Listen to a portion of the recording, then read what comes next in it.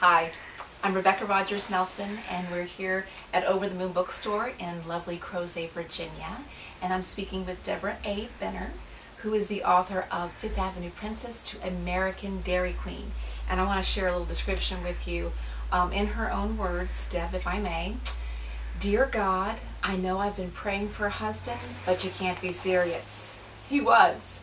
Deborah Benner, a Chanel No. 5 girl, an actress with pink fuzzy slippers and living in an Upper East Side apartment with marble tile floors and European chandeliers, never pictured herself living in a single wide trailer with circa 1970 orange shag carpets milking cows and up to her elbows in cow poop. But when an acting gig takes her into the heart of Amish country, Deborah meets Arlen, a broad-shouldered, quiet-spoken man with an easy smile and a tantalizing twinkle in his eye. Her city days are numbered. I love it, I love it. So tell us what it was like to first be living in New York City. How'd you get there? Give us a little background where this story takes place. Okay, I just have to do a little commercial break here. Okay, sure. This is Cece. Carmela Sabella is her real name after my grandmother. We call her Cece for short, and she is sporting a cow outfit today. So this is one of her wardrobe. Go to the website to see her complete wardrobe. So now, back to us. Okay, New York City. The short is my parents were born and raised in the city.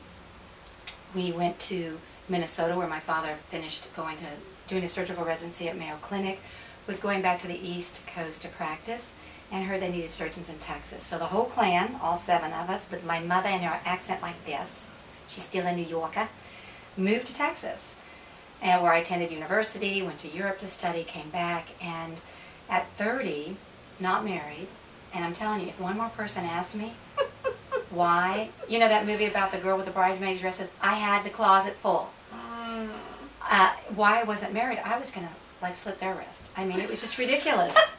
You know? Slit yours first and then theirs. Yeah, I mean, like, why can't a girl not be married at 30? But anyway, so my father... 30 is not young unless you're in a big city, right? Correct.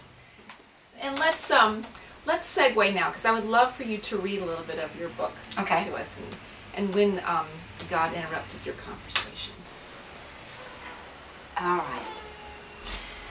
Walking down Madison Avenue one evening on the way to work, the Holy Spirit interrupted my singing, how dare him, and said, "Are you ready to take a back seat? I'm ready to bring your husband. Are you ready to take that back seat? Can you do that?" Well, of course I said, "I'll have to think about it."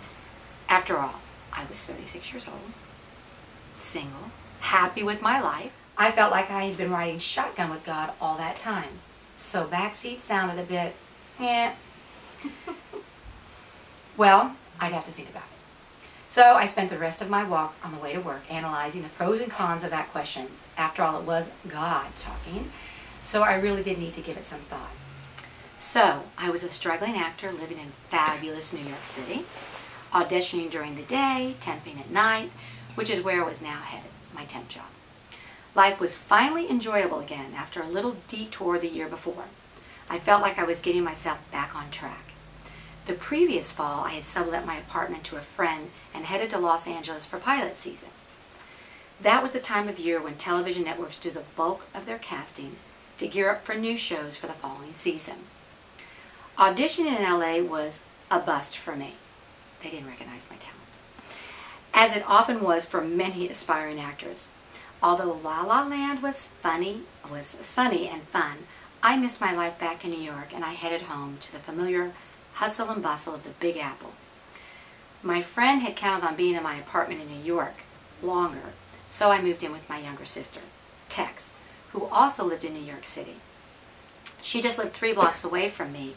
I was on East 78th, between 5th and Madison, and she was on 81st and Mad. I slept on the floor of her apartment on a futon, and she slept in the loft. Though I missed my cozy little apartment, I saved money on rent, always important for a struggling actor. Plus, I still had my neighborhood diner, my Chinese laundry, and the corner Central Park, and the Metropolitan Museum 1 block from our place on 81st and Madison. That particular evening, I crossed over to walk through Central Park, the long way to get to my temp job, because I just couldn't resist. Central Park any time of the year is magnificent. But let me tell you, in the fall, it just transforms into a place of incredible beauty. This day, the park was particularly so. But because of the bombshell question God had just dropped on me about the husband, and that was I really ready to take a back seat, I had to think about things. I mean, my head was spinning. Even if I was ready to take this back seat to this unknown man, well, where was he? Better yet, who was he? And how was I supposed to find him? So I'm saying, God, you know, it must have been so much easier in the days of Moses to understand your direction and what you were up to. I mean, how hard could it have been? You gave him a cloud by day, a fire by night. Yeah, I think I could have figured things out with a cloud and a fire.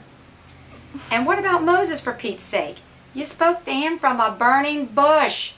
Couldn't you have made finding my husband easier? I mean, you know, I haven't had any burning bushes lately, or ever, for that matter. How the heck do you expect me to figure this out? What am I supposed to do, Lord? What's my part in all this?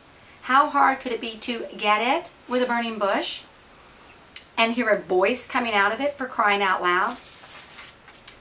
All of a sudden, I looked up as I was walking, and directly in front of me was this huge, big as Dallas, as I say back in Texas, bush that looked like it was on fire.